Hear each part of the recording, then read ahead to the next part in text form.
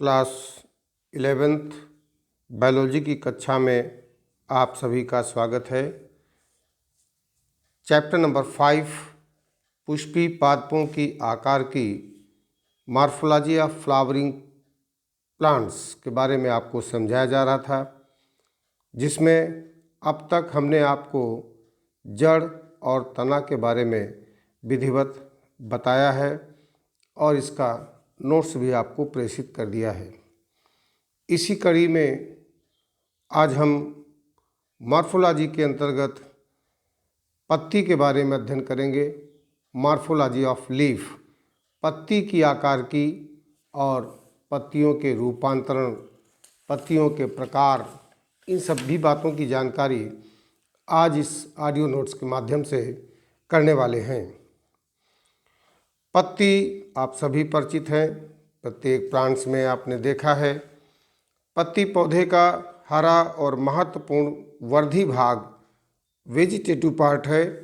ये पौधे का चपटा, पतला तथा फैला हुआ वायवीय उपांग है। पत्ती तने की पर्वसंधि मीन्स नोड्स पर उत्पन्न होती है। साथ ही साथ अपने कक्ष में हरे रंग की एक कलिका भी उत्पन्न करती है। इस कलिका को हम कक्षस्थ कलिका या एक्जिलरी बड के नाम से जानते हैं। पत्तियां पर्णहरिम की उपस्थिति के कारण हरे रंग की दिखाई पड़ती हैं, जिनमें दिन के समय प्रकाश संश्लेषण की क्रिया के परिणाम स्वरूप पौधे के लिए भोज्य पदार्थ का निर्माण होता है। पत्तियां श्वसन और वाष्पोत्सर्जन की क्रिया में भी महत्वपूर्ण योगदान करती हैं। सामान्य रूप से पत्ती चपटी, पतली, फैली हुई और हरे रंग की होती है। जैसा कि आपको अभी बताया हमने, यह तने की पर्वसंधि से जुड़ी होती है तथा इसकी उत्पत्ति बहिर्जात होती है। इसके कक्ष में एक कलिका निकलती है, जिसे हम एक्जिलरी बड या कक्षस्थ कलिका के नाम से जानते हैं। तने या शाखा पर पुरानी या बड़ी पत्तियां नीचे की ओर तथा नई पत्तियां ऊपर की ओर लगी रहती हैं। पत्तियों के लगने के इस प्रकार के विन्यास को हम अग्राभिसारी अनुक्रम के नाम से जानते हैं। चलिए जानते हैं पत्तियां कितने प्रकार की होती हैं और पत्तियों में कौन कौन से मॉडिफिकेशंस होते हैं।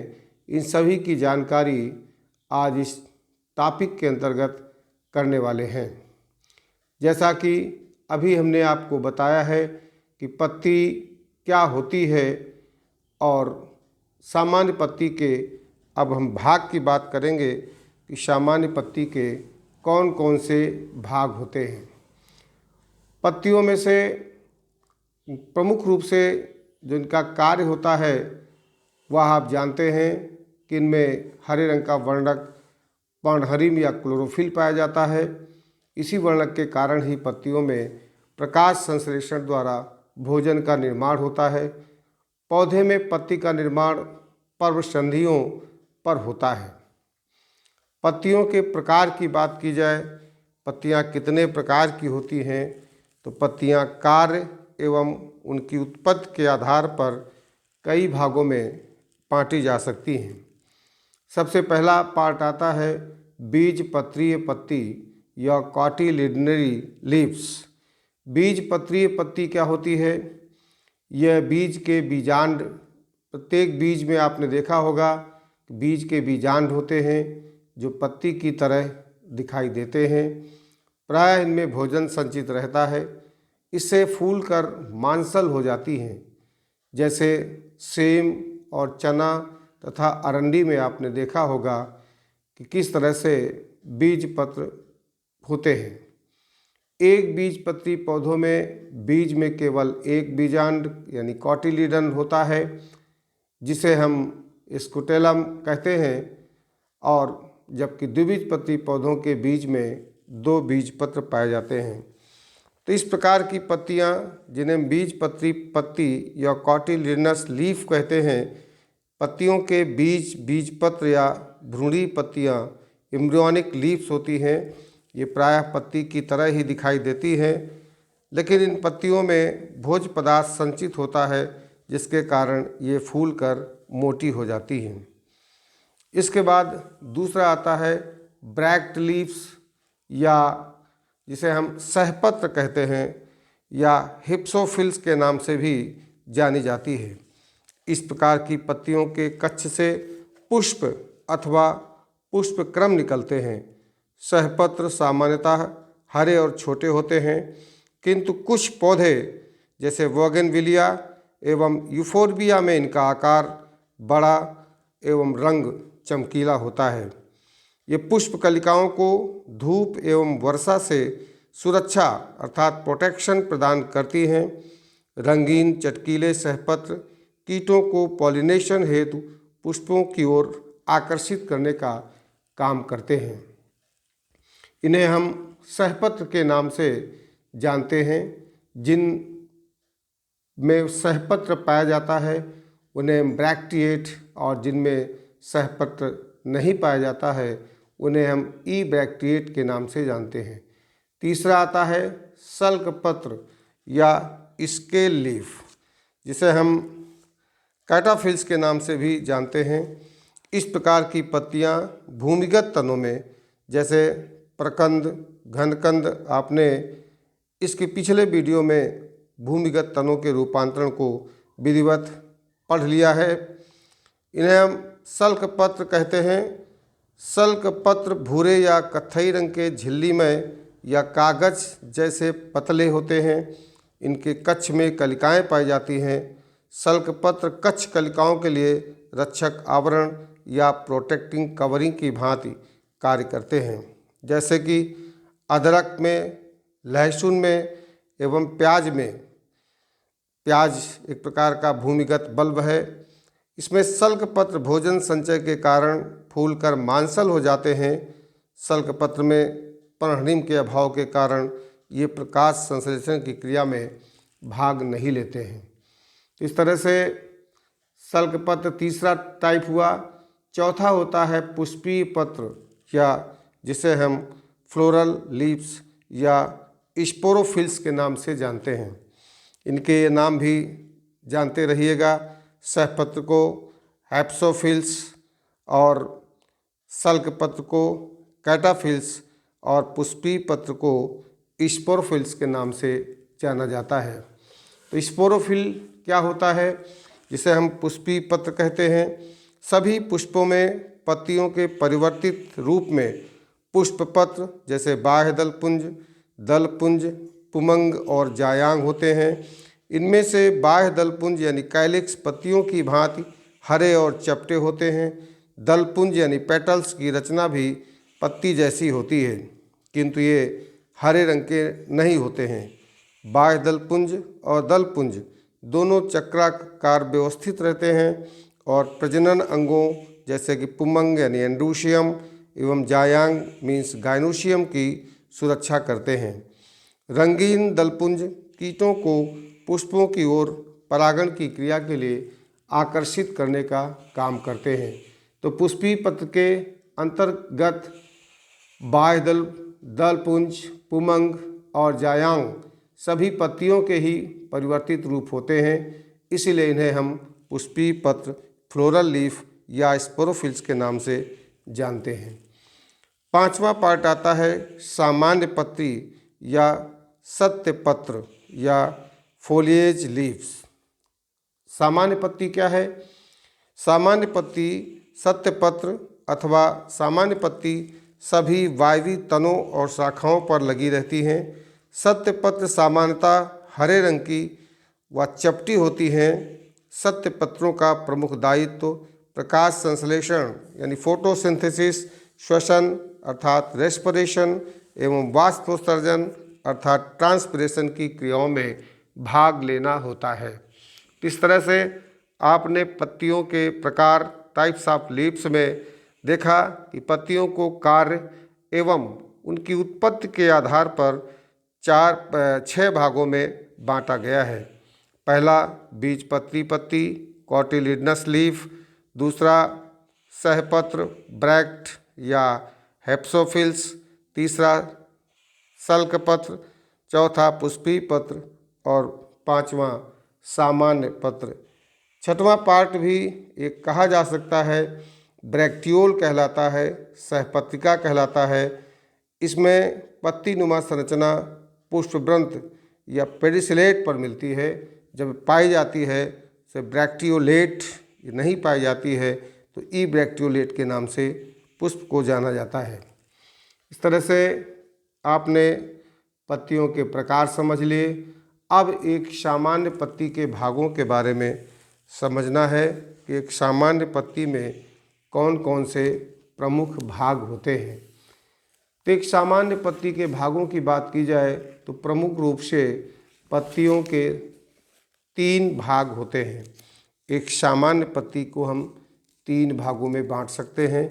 पहला कहलाता है पर्णाधार, जिसे लीफ बेस या हाइपोपोडियम के नाम से जाना जाता है, और दूसरा भाग कहलाता है पेटियोल या पर्णवृंत, या जिसे हम मेसोपोडियम के नाम से जानते हैं, और तीसरा भाग होता है पर्णफलक लैमिना, या इसे हम इपीपोडियम के नाम से जानते हैं। इस प्रकार से पत्तियों के भाग की बात की जाए तो 3 भाग प्रमुख रूप से होते हैं। पहला पर्णाधार या लीफ बेस, दूसरा पर्णवृंत या पेटियोल, और तीसरा पर्णफलक या लैमिना। 3 भागों को अब एक एक भाग को हमें ध्यान से सुनना और समझना है। पहला भाग हम ले रहे हैं पर्णाधार, लीफ बेस या हाइपोपोडियम का। पत्ती का वह भाग जिसके द्वारा पत्ती तने से जुड़ी होती है पर्णाधार या लीफ बेस कहलाता है। इस प्रकार से पत्ती के उस भाग को हम पर्णाधार, पर्ण का आधार यानी पत्ती जिस भाग से जुड़ी होती है तने के द्वारा या शाखा से, तो पर्णाधार कहलाता है। अब पर्णाधार के आधार पर इन्हें हम फिर कई भागों में बांट सकते हैं। पहला है पर्णवृंत तल्प, या इसको कहा जाता है पल्वाइनस। इस प्रकार का पर्णाधार, पल्वाइनस क्या होता है? इस प्रकार के पर्णाधार फूलने के कारण मोटे हो जाते हैं। इस प्रकार का पर्णाधार तने से मजबूती से नहीं चिपका रहता है, इसलिए इस प्रकार के पर्णाधार वाली पत्ती को सरलता से तोड़ा जा सकता है। जैसे आपने आम यानी मैंगीफेरा इंडिका, मटर पाइसम सटाइवम, चना साइजर एरिटिनम और छुई मुई माइमोसा पुडिका में इस प्रकार की पत्ती आप देख सकते हैं, जिसमें पल्वाइनस होता है। आम, पीपल और बरगद की पत्तियों को भी हम बड़ी आसानी के साथ तोड़ सकते हैं, क्योंकि तोड़ना इनका आसान होता है। उसका कारण है कि पत्ती का पर्णाधार तने से मजबूती के साथ चिपका हुआ नहीं रहता है। दूसरा आता है आच्छादक या सीडिंग। आच्छादक या सीडिंग यह ग्रैमिनी, जिसे अब हम पोएसी के नाम से जानते हैं, कुल के पौधों तथा विभिन्न एक बीज पत्री पौधों जैसे केला में पर्णाधार एक आवरण की भांति तने को चारों ओर से ढके रहते हैं। ऐसे पर्णाधार को आच्छादित पर्णाधार या सीडिंग लीफ बेस के नाम से जानते हैं। एग्जाम्पल के तौर पर गेहूं, जिसका बोटानिकल नेम ट्रिटिकम एस्टिवम, ज्वार, जिसका बोटानिकल नेम सारघम वल्गेर होता है, उसमें इस प्रकार की सीडिंग लीफ होती है। केला आपने विशेष प्रकार से देखा होगा कि केले में विभिन्न पत्तियों के आच्छादक एक दूसरे से लिपटकर तने जैसी हरे रंग की रचना बनाते हैं, जिसे हम वास्तविक तना नहीं कह सकते हैं, आभासी तना या फॉल्स स्टेम के नाम से जानते हैं। वास्तव में केले का जो वास्तविक तना होता है वह जमीन में होता है, भूमिगत होता है। अगला आता है अधोवर्धी या डिकरेंट। इसको भी आपको ध्यान से समझना है। अधोवर्धी क्या होता है? कुछ पौधों में पर्णाधार के साथ साथ पर्णवृंत भी चौड़ा, चपटा और सपक्ष यानी विंग्ड हो जाता है और पर्वसंध के ऊपर के कुछ भाग को घेरे रहता है। उसे हम डिकरेंट के नाम से जानते हैं, जैसे सिम्फाइटम में इसी प्रकार से होता है। तो इसके बाद फिर आता है अनुपत्र।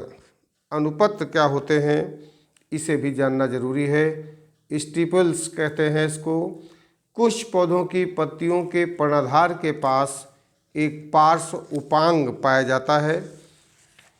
इसी पार्श्व उपांग को अनुपत्र या स्टिप्यूल्स के नाम से जानते हैं। ये प्रायः हरे रंग के होते हैं। इनका कार्य कलिका के अंदर तरुण पत्ती की रक्षा करना होता है, क्योंकि तरुण पत्ती बहुत कोमल और सॉफ्ट होती है, इसलिए इसकी सुरक्षा के लिए स्टिप्यूल्स होते हैं। जीवन काल अथवा अवधि के आधार पर अनुपत्र यानी स्टिप्यूल्स को 3 प्रकार से डिवाइड किया जा सकता है। पहला कहलाता है कॉडकस या शीघ्रपाती। इस प्रकार के अनुपत्र पर्णफलक के खुलने से पहले ही गिर जाते हैं, जैसे चंपा माइकेला में। पर्णपाती या डेसिडुअस, इस प्रकार के अनुपत्र पर्णफलक के खुलने के बाद शीघ्र ही गिर जाते हैं, जैसे अमलतास कैसिया में। और तीसरा आता है सदापर्णी अथवा चिरलग्न परसिस्टेंट। ऐसे अनुपत्र पर्णफलक के साथ ही जीवन भर लगे रहते हैं, ये गिरते नहीं हैं, जैसे गुलाब और गुड़हल में इसी प्रकार का स्टिप्यूल या अनुपत्र पाया जाता है। आप इस डायग्राम में देख सकते हैं पत्ती के भागों को दर्शाया गया है। जहाँ से पत्ती जुड़ी है उसे पर्णाधार या लीफ बेस कहते हैं। उसके जस्ट बगल में स्टिप्यूल्स लगा हुआ है और पेटियोल भी आप देख सकते हैं तथा लैमिना। तो पत्ती के सभी भागों को इस डायग्राम में दर्शाया गया है, जिसे आप स्पष्ट रूप से देख सकते हैं। बगल में साइड में एक बड जैसी रचना, जिसे हम एक्जिलरी बड कहते हैं। लीफ बेस से पत्ती तने के आधार से जुड़ी हुई है। उसके साइड में स्टिप्यूल लगा हुआ है और पत्ती के बीचों बीच एक रिब दिखाई पड़ती है, जिसे मध्य सिरा या मिडरिप के नाम से जानते हैं। तो ये पत्तियों के भाग हो गए। उसके बाद अब आता है पेटियोल। क्या होता है? पर्णवृंत, जिसे हम मेजोपोडियम या मध्यपाद के नाम से जानते हैं। पेटियोल या पर्णवृंत क्या होता है, जिसे हम आमतौर पर डंठल कहते हैं, पत्ती का डंठल। तो वास्तव में ये पत्ती का डंठल होता है। ये पर्णफलक को पर्णाधार से जोड़ता है। ये पत्ती की अर्ध बेलनाकार या बेलनाकार संरचना होती है। पर्णवृंत की उपस्थिति या अनुपस्थिति के आधार पर भी पत्तियों को हम 2 भागों में बांट सकते हैं। ऐसी पत्तियां जिनमें पेटियोल या पर्णवृंत पाया जाता है उन्हें हम पेटियोलेट या सबरंती पत्ती कहते हैं। और कुछ पौधों में पत्तियों में पर्णवृंत नहीं होता है, अनुपस्थित होता है। ऐसी पत्तियों को हम अवृंत या सेसाइल पत्ती के नाम से जानते हैं। पर्णवृंत भी कई प्रकार से रूपांतरित होता है, इसे भी हमें समझना होगा। मॉडिफिकेशंस ऑफ पेटियोल्स किस प्रकार से रूपांतरित होता है, उस रूपांतरण का पहला भाग है सपक्ष पर्णवृंत। सपक्ष यानी विंग्ड पेटियोल। ये पर्णवृंत हरे एवं चपटे होते हैं तथा प्रायः संयुक्त पत्तियों में पाया जाता है। पर्णवृंत चपटा होने के कारण पत्ती जैसा दिखाई देता है तथा पत्ती की भांति ही कार्य करता है। जैसे नींबू में सिट्रस अरंटिफोलिया, नींबू में विंग्स पेटियोल पाया जाता है। आप नींबू की पत्ती को देखेंगे, संतरा को देखेंगे, या देसी वाली मटर जो आती है उसमें भी विंग्ड पेटियोल होता है।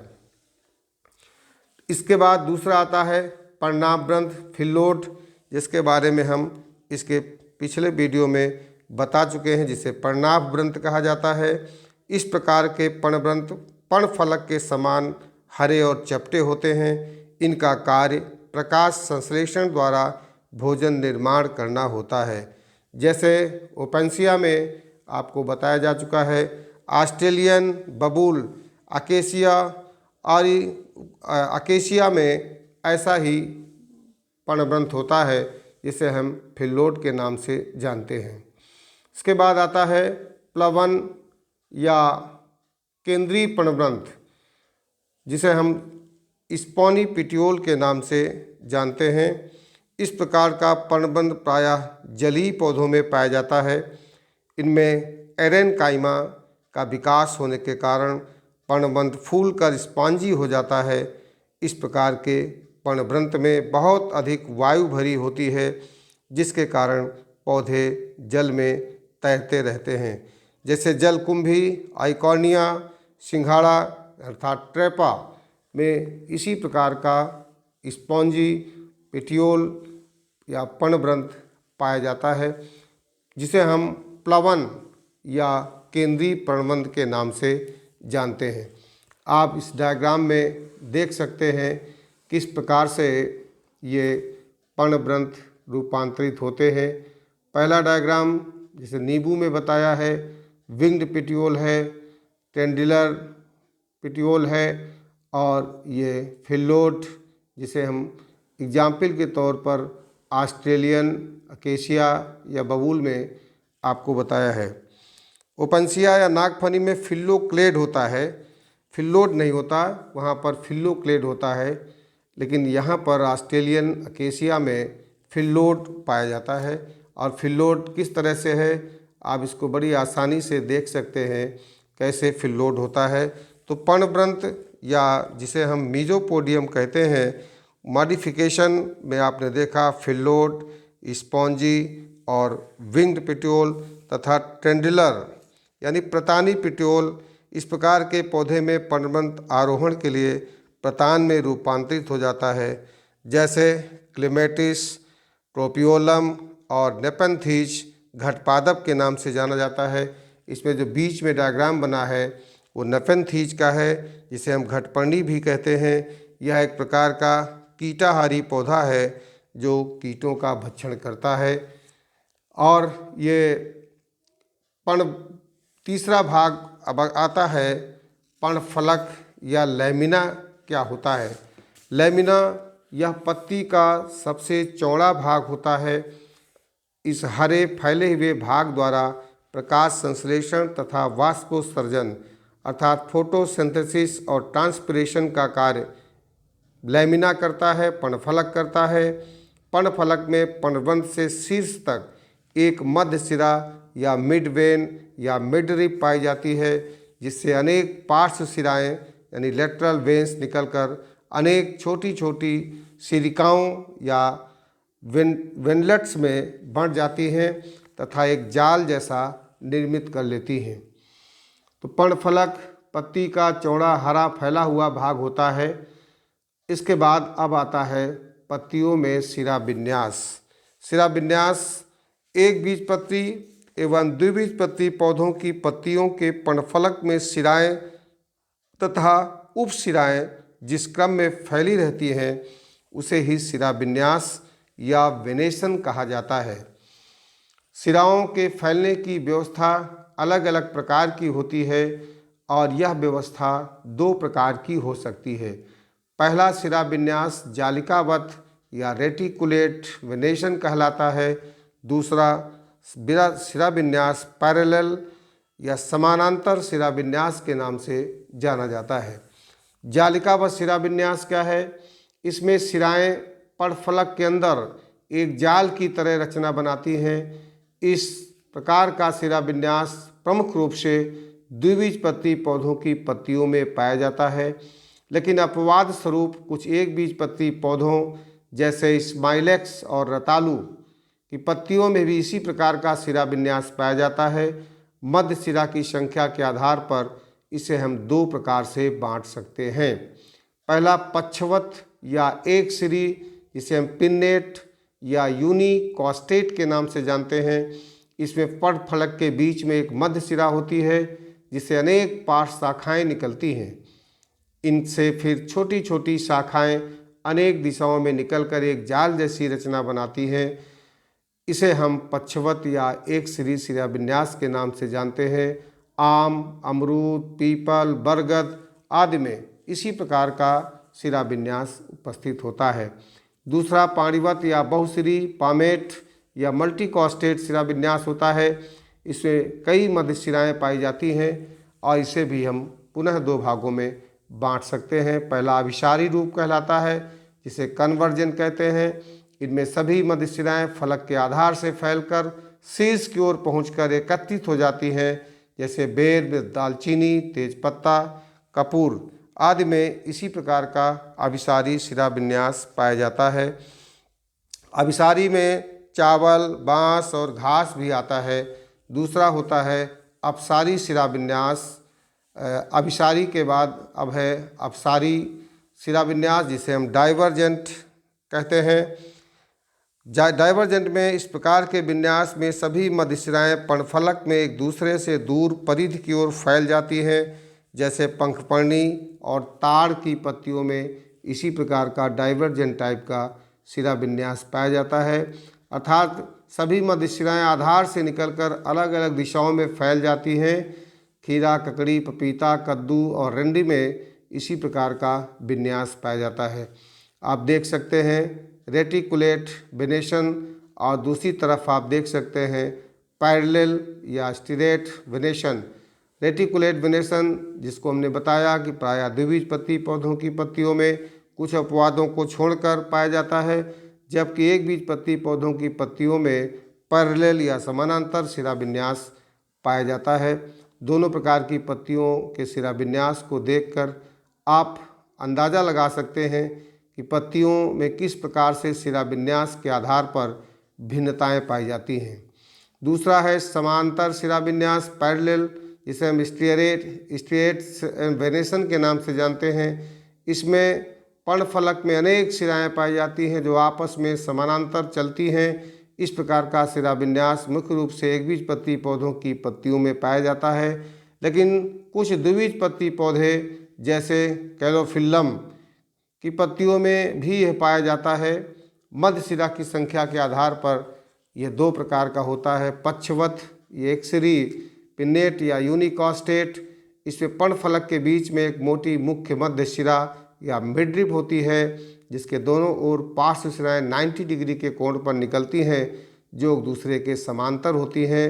जैसे केला, अदरक और बैजंती में पक्षवत एक श्री शिराविन्यास पाया जाता है। और दूसरा होता है पाणिवत या बहुश्री, पामेट या मल्टीकॉस्टेट। इससे पर्णवृंत के सिरे से कई समस्थूल मध्य शिराएँ निकलती हैं। इसके भी दो रूप होते हैं। पहला अभिसारी रूप, सभी मध्य शिराएँ फलक के आधार से लगभग समांतर सी चलकर शीर्ष पर एकत्र हो जाती हैं। घास, बांस और चावल में इस प्रकार का शिराविन्यास पाया जाता है। और अपसारी रूप में सभी मध्य शिराएँ एक दूसरे से दूर परिधि की ओर फैल जाती हैं। जैसे पंखपर्णी और ताड़ की पत्तियों में अपसारी पैरेलल विनेशन पाया जाता है। तो आज आपने शिराविन्यास के बारे में समझा कि वास्तव में शिराविन्यास दो प्रकार का होता है, जालिकावत यानी रेटिकुलेट और पैरेलल या समांतर शिराविन्यास। दोनों में कितने पार्ट हो सकते हैं, इसको भी आपने समझ लिया। अब है सरल और संयुक्त पत्तियां क्या होती हैं। सरल, सिंपल लीफ और कंपाउंड लीफ, इनमें क्या अंतर होता है। तो पत्तियों को हम दो तरह से बांट सकते हैं। पहली कहलाती है सिंपल लीफ और दूसरी कहलाती है कंपाउंड लीफ। सिंपल लीफ सबसे सामान्य प्रकार की पत्ती होती है, अर्थात जिन पत्तियों में अविभाजित अर्थात संपूर्ण या अछिन्न इंटायर पर्णफलक पाया जाता है, उन्हें अछिन्न सरल पत्ती या इंटायर सिंपल लीफ के नाम से जानते हैं। जैसे अमरूद, आम, लौकी आदि। लेकिन कभी कभी पर्णफलक कटा हुआ भी हो सकता है, किंतु कटाव मध्य शिरा या पर्णवन तक कदापि नहीं पहुंचता है। इस प्रकार की सरल पत्ती छिन्न होती है और छिन्न सरल पत्ती दो प्रकार की होती है। पहला कहलाती है पक्षवत सरल पत्ती या पिन्नेट सिंपल लीफ। इसमें कटान का झुकाव मध्य शिरा की ओर होता है, जैसे कि मूली में। और दूसरा होता है पॉमेट या पाणिवत सरल पत्ती। इसमें कटान का झुकाव पर्णवृंत की ओर होता है, जैसे रंडी में। उसके बाद आता है कंपाउंड लीफ या संयुक्त लीफ। आप संयुक्त पत्ती आप डायग्राम में देख सकते हैं सरल पत्ती किस तरह से हो सकती है। इनके डायग्राम बने हुए हैं। डायग्राम से स्पष्ट होता है कि सरल पत्ती क्या है, उसमें से पक्षवत सरल पत्ती क्या है और पाणिवत सरल पत्ती क्या है। पक्षवत सरल पत्ती या पिनेट सिंपल लीफ में आपको मूली बताया, जिसका बोटानिकल नेम रेफेनस सटाइवस होता है। और पाणिवत सरल पत्ती का उदाहरण आपने रेंडी को देखा है। रेंडी का पत्ती का डायग्राम आप अपनी स्क्रीन पर देख सकते हैं। अब आता है कंपाउंड लीफ। जिन पत्तियों में पर्णफलक की कटान मध्य शिरा अथवा पर्णवृंत तक जाने से पत्ती कई भागों में बंट जाती है, संयुक्त पत्ती कहलाती है। और वे खंड जिनमें पर्णफलक अनेक भागों में बंट जाते हैं उन्हें पर्णक या लीफलेट के नाम से जानते हैं। ये पत्ती भी दो प्रकार की होती है। पहला है पक्षवत संयुक्त पत्ती। इस प्रकार की संयुक्त पत्तियों में पर्णफलक का कटान मध्य शिरा, जिसे हम रैकिस कहते हैं, की ओर होता है। रैकिस के विभाजन के आधार पर ये फिर कई भागों में बटी होती हैं। पहला होता है एक पक्षवत यानी यूनिपिन्नेट। इसमें पर्णक सीधे रैचिस पर ही दोनों ओर लगे रहते हैं। इमली, अमलतास, महोगनी, गुलाब, नीम आदि में संयुक्त पत्ती होती है और संयुक्त पत्ती में भी यूनिपिन्नेट होती है। और दूसरा होता है बाइपिन्नेट। इसमें रैचिस विभाजित होकर अपने दोनों तरफ द्वितीयक अक्ष बनाता है जिन पर पर्णक लगे रहते हैं, जैसे बबूल में, छुई मुई में ऐसी ही पत्ती पाई जाती है। तीसरा ट्राइपिन्नेट या त्रिपक्षवत। इसमें द्वितीयक अक्ष भी विभक्त होकर तृतीयक अक्ष पैदा करता है, जैसे सहजन या मोरिंगा कहते हैं, उसमें इस प्रकार की पत्ती होती है। चौथा होता है बहुपक्षवत या डी कंपाउंड। इसमें रैकिस 3 से अधिक बार विभक्त होकर छोटी छोटी अक्ष बनाता है जिन पर पर्णक या लीफलेट्स लगे होते हैं। गाजर, धनिया और सौंफ में इसी प्रकार की पत्ती पाई जाती है। इसका दूसरा रूप होता है पाणिवत संयुक्त पत्ती, पामेट कंपाउंड। इन पत्तियों में पर्णफलक का कटान पर्णवृंत की ओर होता है, जिसमें सभी पर्णक पर्णवृंत के ऊपरी सिरे से जुड़े हुए लगे रहते हैं। इनमें रैकिस का अभाव होता है। पर्णकों की संख्या के आधार पर इसे भी हम 5 भागों में बांट सकते हैं। एक एक लाइन में आप समझ लीजिए। पहला है एक पर्णी या यूनिफोलिएट। इसमें पर्णवृंत के शीर्ष पर केवल एक पर्णक जुड़ा होता है, जैसे नींबू और नारंगी में। बाइफोलिएट या द्विपर्णी। इसमें 2 पर्णक लगे होते हैं, जैसे हिंगोल में। तीसरा त्रिपर्णी। इसमें 3 पर्णक लगे होते हैं, जैसे बेल में, खट्टी बूटी में। और चतुष्पर्णी या क्वाड्रिफोलिएट। इसमें 4 पर्णक लगे होते हैं, जैसे पेरिस क्वाड्रिफोलिया में। और बहुपर्णी मल्टीफोलिएट। इसमें 4 से अधिक पर्णक लगे होते हैं, जैसे सेमल में। इस प्रकार से आपने पत्तियों के बारे में पूरा समझ लिया है। अब आता है पत्तियों का विन्यास। पर्ण विन्यास क्या होता है? पर्ण विन्यास तने अथवा शाखाओं की परसंधियों पर पत्तियां पाई जाती हैं और ये पत्तियां एक निश्चित क्रम में लगी हुई होती हैं। इस प्रकार तने अथवा शाखाओं पर पत्तियों के लगने के क्रम को ही हम पर्ण विन्यास या फिलोटैक्सी के नाम से जानते हैं। पर्ण विन्यास किस तरह से हो सकता है, पत्तियां किस क्रम में तने पर लगी हुई होती हैं, इसे भी समझना बहुत आवश्यक होता है। पत्तियों के लगने के क्रम को हम फिलोटैक्सी या पर्ण विन्यास के नाम से जानते हैं। तो पर्ण विन्यास में पहला आता है सर्पिल या एकांतर स्पाइरल या आल्टरनेट पर्ण विन्यास। इस प्रकार के पर्ण विन्यास में एक परसंधि पर केवल एक ही पत्ती लगी रहती है, जिसे सर्पिल या एकांतर पर्ण विन्यास कहते हैं।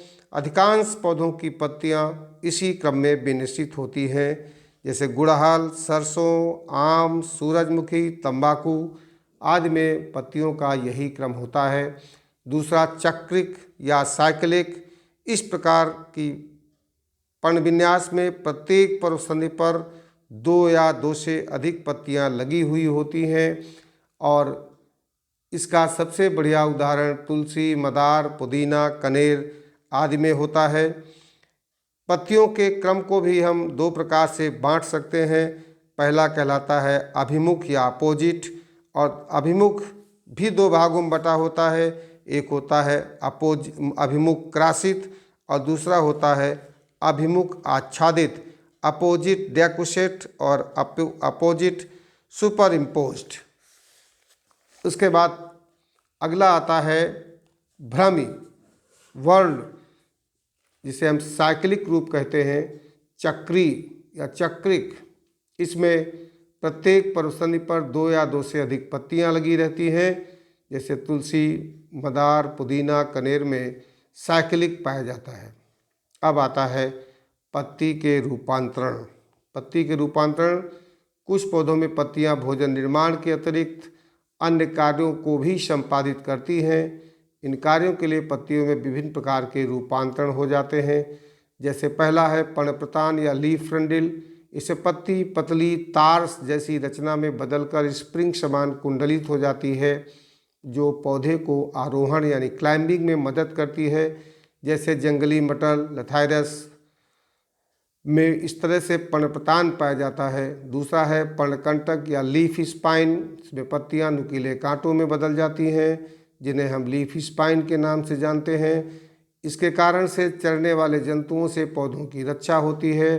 खास करके मरुस्थलीय पौधों में से वाष्पोत्सर्जन की दर को कम करने में मदद करती है। बेर और बबूल तथा खजूर में ऐसे ही पर्णकंटक होते हैं। तीसरा घंटाकार पर्ण या पिचर शेप्ड लीफ। कुछ कीटभक्षी पौधों की पत्तियां कीटकों को पकड़ने के लिए कलश या घड़े का रूप धारण कर लेती हैं। जैसे नेपेंथीज या घटपर्णी में घटपादप के नाम से भी जाना जाता है। और चौथा है कोषागार या ब्लैडर शेप लीफ।